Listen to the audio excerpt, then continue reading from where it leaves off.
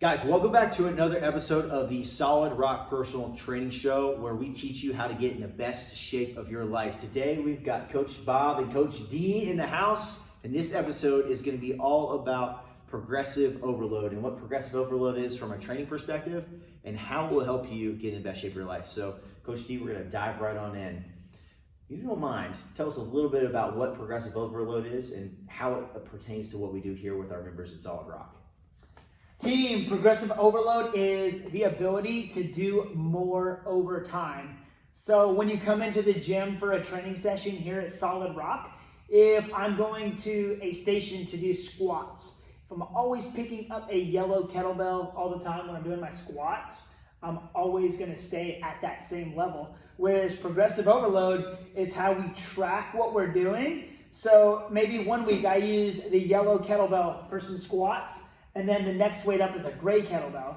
I come in the next week and I go up to the gray and I increase my weight. It's going to be a different stimulus, so your results are going to increase and you're going to get even better results in the long run. I love that, yeah. And for everybody that's not familiar what a yellow or a gray kettlebell is, a yellow kettlebell weighs about 35 pounds and a gray kettlebell weighs like 42 or 43 pounds or something like that, right? So it's basically meaning that you're increasing the amount of weight, which is increasing the amount of intensity. Correct. Therefore, it makes your body actually adapt and change and grow and get stronger and things like that. Cool. So we do that here at Solid Rock. What are some of the other things that would help someone make sure that they're constantly progressing through a program and they're not just showing up to the gym and working out to work out, and meaning basically like doing something that's meaningless? Yeah.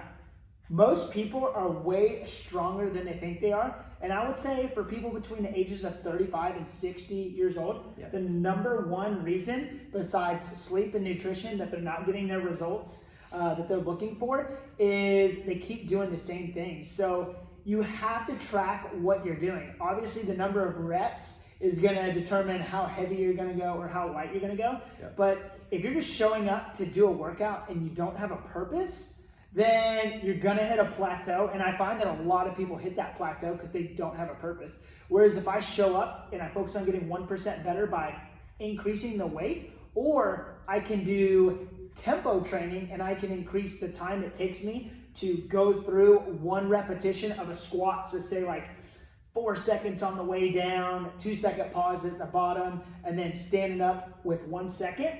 That's going to increase the challenge that's put on the squat, and therefore you're going to be doing progressive overload as well. So there's many ways to challenge yourself even more, but you want to make sure you're tracking it from week to week to get the best results possible. For sure. So let's dive into tempo training as well as how that lays into this whole progressive overload training idea, right? Is that tempo training is going to help you increase your time under tension, okay? Let's talk a little bit about what concentric range of motion is. So break it down so it doesn't sound as nerdy.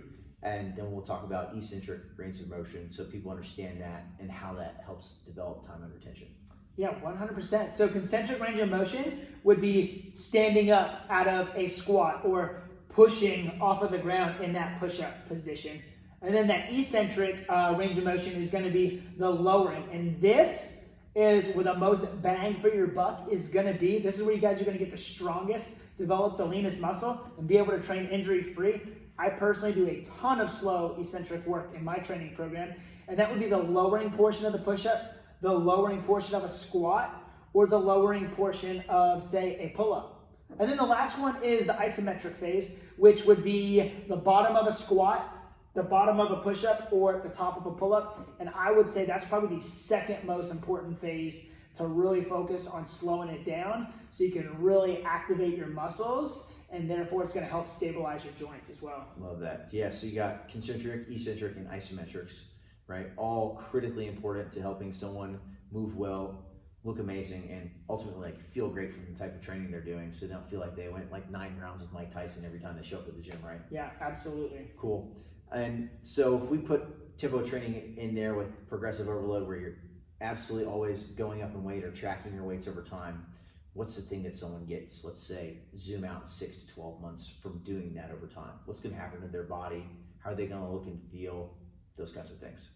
Yeah, most importantly here at Solid Rock, we're all about safety. So it's going to drastically reduce the risk of injury. It's very common in our space for people to go as hard as they can to burn a lot of calories or to go as hard as they can for a certain amount of time.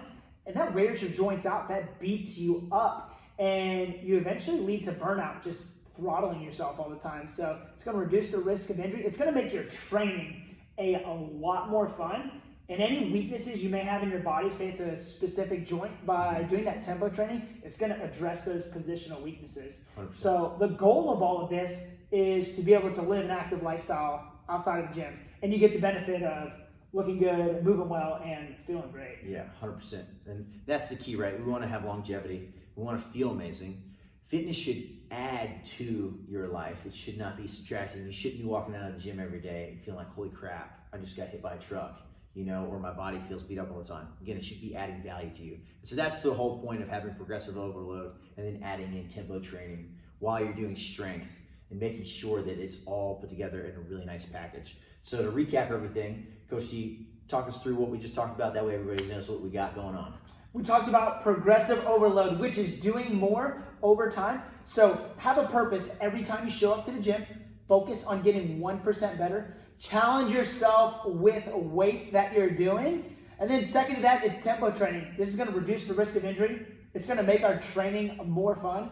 And ultimately, it's going to make our results a lot better. And it's going to add variety to your training program. Awesome.